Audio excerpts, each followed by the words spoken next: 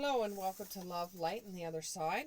I'm using my Monster Tarot deck because it is getting close to Shamala and Halloween for the rest of you, or New Year's for some of you.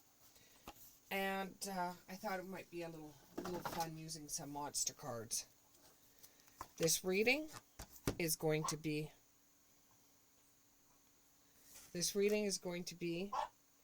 for Scorpio, and I've been having a lot of activity going on in my house, spiritually. So my dog is got inside really badly, and she might bark, run around, cry. She's okay. She's okay. There's nothing wrong with her. It's just that's how she deals with the sounds in my house every once in a while. So if she happens to bark, you might want to, or cry, you might want to re-listen to this reading a few times. And my belief sign just moved. So you might want to listen to this reading again. This is for Scorpio. This reading is for Scorpio. And we all know Scorpio out there. I even know one myself. Okay, let's go ahead and do this reading. Give me 3 cards. These are really stiff. These are new cards. I didn't get them too long ago. I'm gonna see. Get them moving a little bit here. Come on. Okay. Give me 3 cards. Give me 3 cards. Let's see if they'll do even 3. These cards are so stiff. There's 1.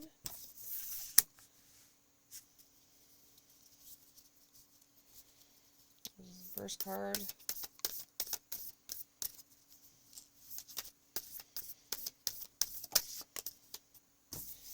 There's 2 cards.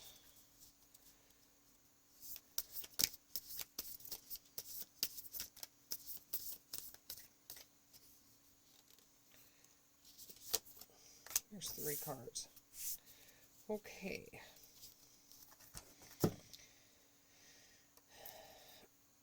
So, for some of you, you're laying money down on the table, whether it be gambling or whether it would be gambling or whether it would be an investment that you're trying to make. But you've laid some cards down on the table, or you've laid some coins down on the table, and what has happened is that you've made a bad investment, or you have lost some money. Now, you may have lost some money, or you went into an investment and it was not a good investment, and you almost thought you were going to lose everything, but you didn't. You didn't, thank God you didn't lose everything. But you did make a really bad investment. And you're wishing you would have known before you went into this investment whether this was a good investment for you to make or not. And the people were really shifty that you went into this investment with. But, you've made investments before where things were shifty, but they turned out to be like really good deals. And, you started doing this in your younger years where you had made investments on other things and it worked out for you. Things that were unbelievably rare or weren't known to everybody.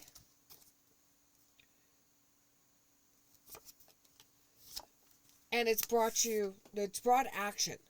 So I'm not 100% sure when it comes to investments, what investment you would have made that you took a gamble on and you laid the coins on the table and the investment went belly up.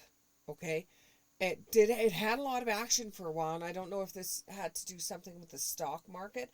It had a lot of action for a while, and then it just became a burden for you where you were carrying the weight of the world on your back. It was just a really bad investment for you, and you lost some money out of it. And it was because somebody suggested that this would be a good idea for you to get involved in, and it wasn't.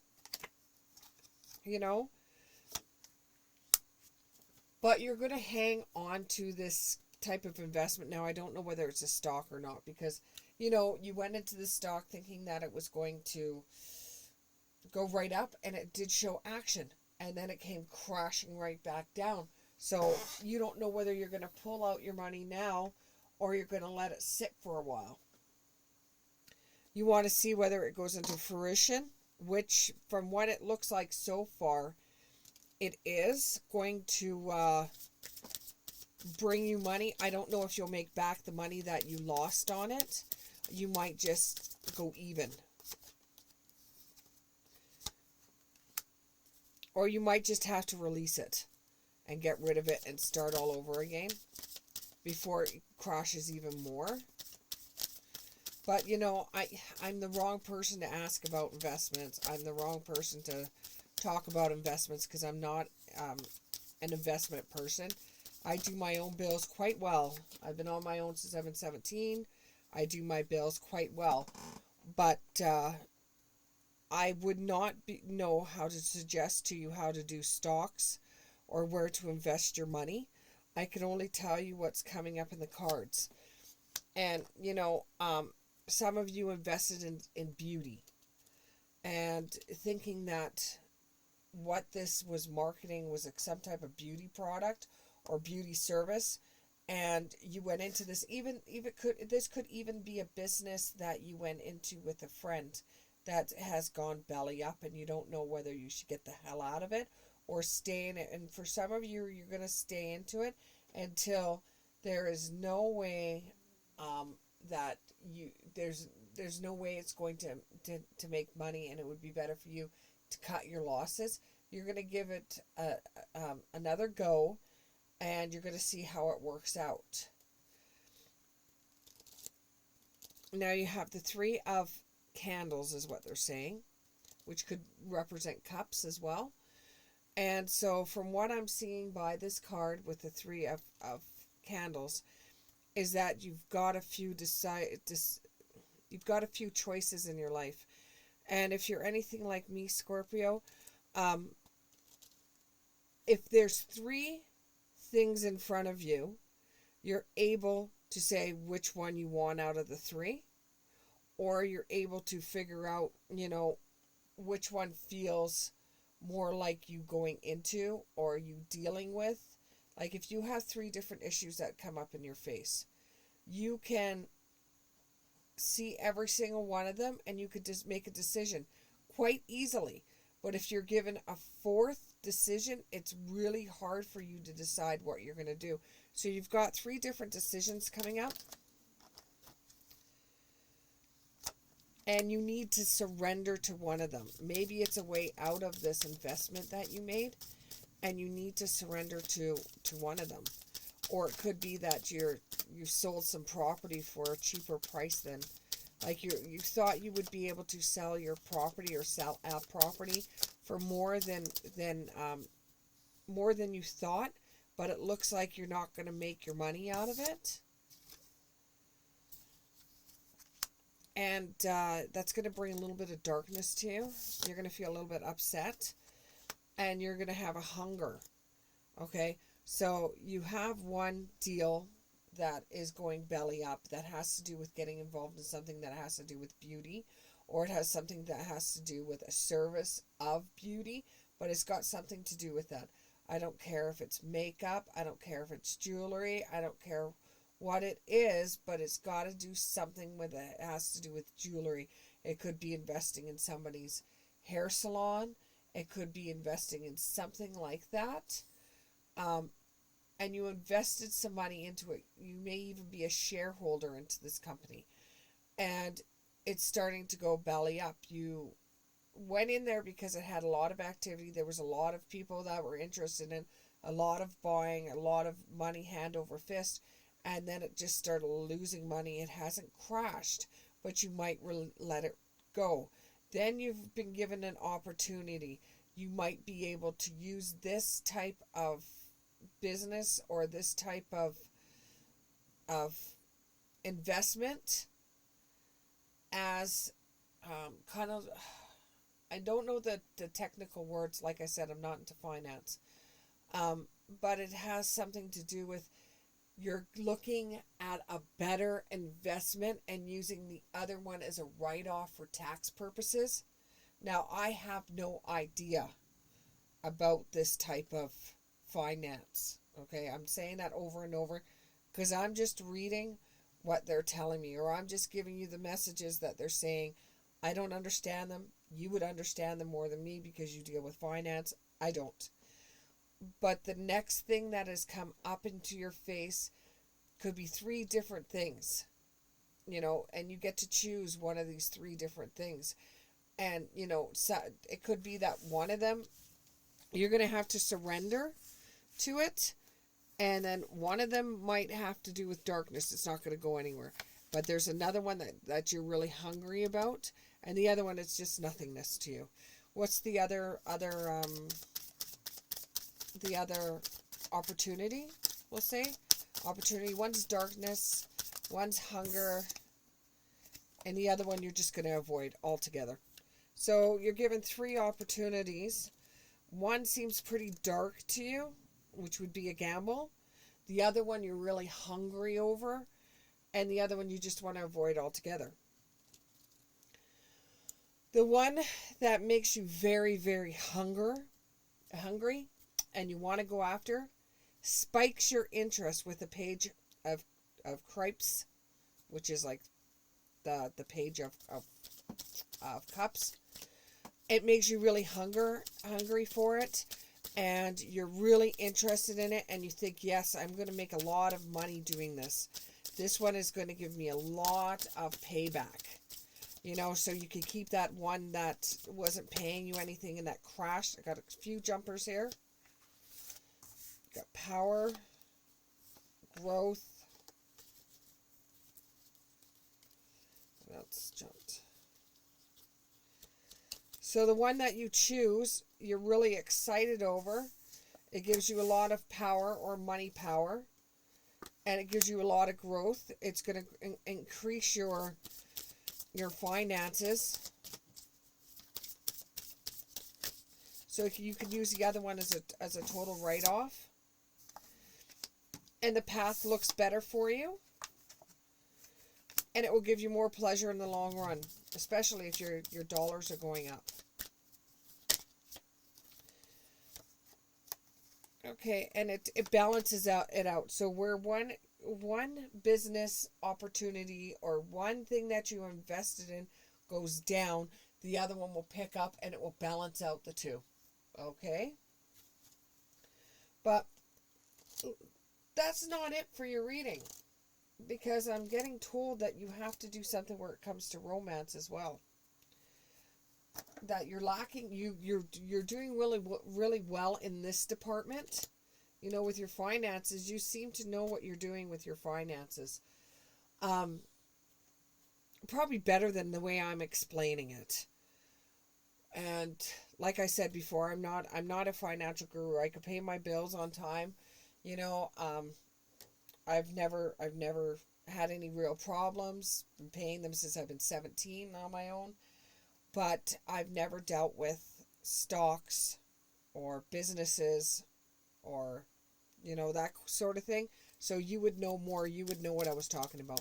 But when it comes to relationships, you're really keen when it comes to financial stuff. But when it comes to the relationship side, you sometimes don't know what's going on. So you're actually flirting with somebody right now. You've seen somebody that you like and you're flirting with them or just fooling around. It could be that you just there's something about them that you like, but you don't there's not enough attraction or chemistry, but you like this person, so you flirt with them back and forth.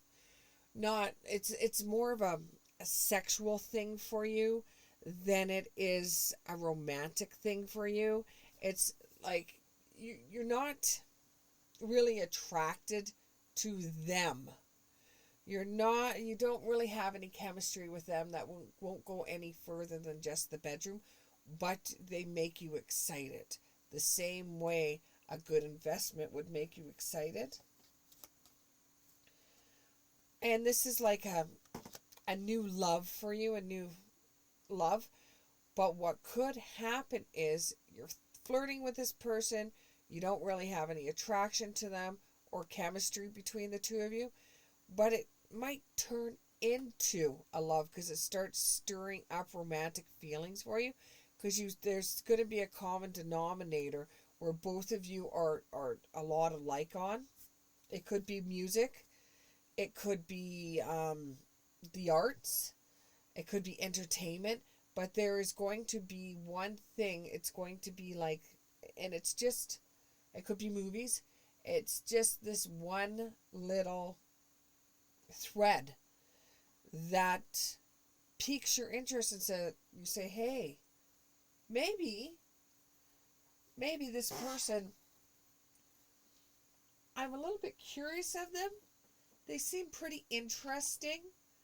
There's no chemistry, there's no real attraction other than sexually, but that usually doesn't hold a relationship together. So you start to get to know this person, right? And you're flirting with them, and it's kind of like a friendship, and you're getting to know this person, and then you find things that make you interested in them. Whether it's music, and they keep on screaming at me, fine arts, or sports, there's something about them that just piques your interest. So you want to get to know them on a friendship level, and it might actually turn into a relationship because you're getting to know them on a friendship level. So the flirting is one thing, but you're starting to get to know them on a friendship level, and this person really isn't your type. But it could involve a honeymoon and a wedding. But that's getting really far ahead of ourselves, right? It's really far ahead of ourselves, because you are right now stuck on the flirting, and this person's a pretty cool person, but that's pretty much about it. You would never make them a romantic partner. Like they just don't fit your category of what you would find a romantic partner. Can you tell me anything more about the relationship side of things? The relationship side of things.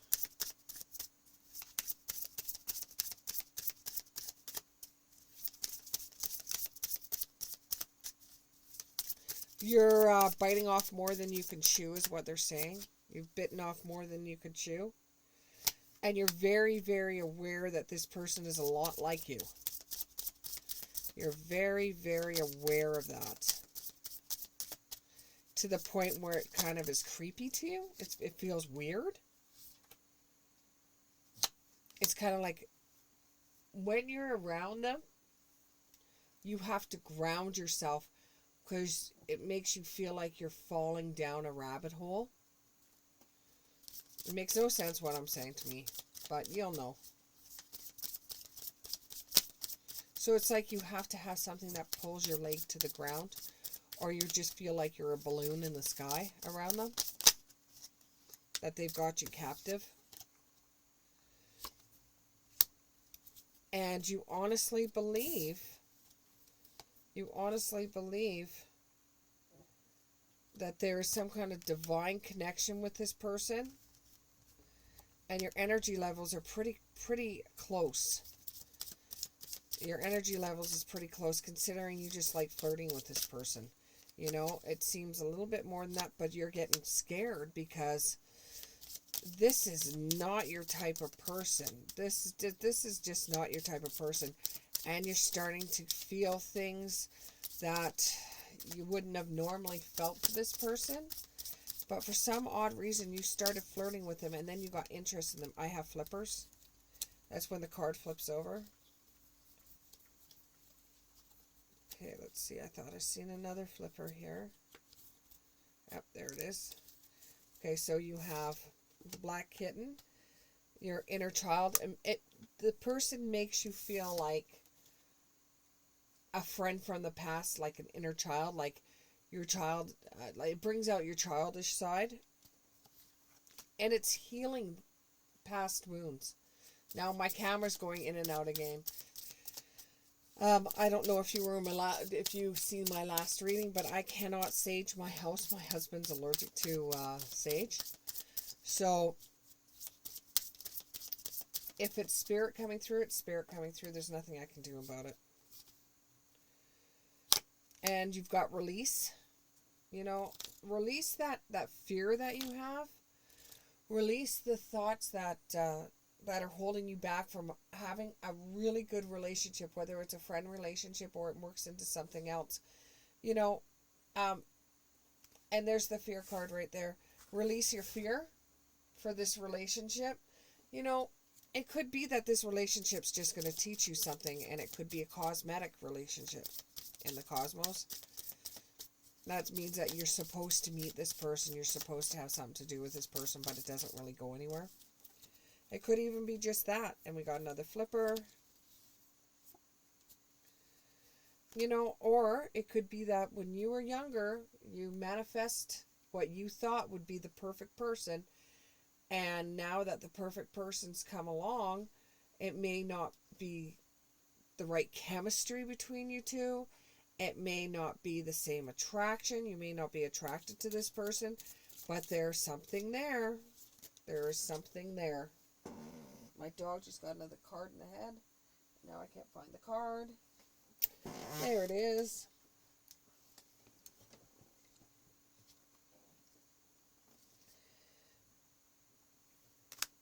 And that is enchantment. This person, and it's a lilac card.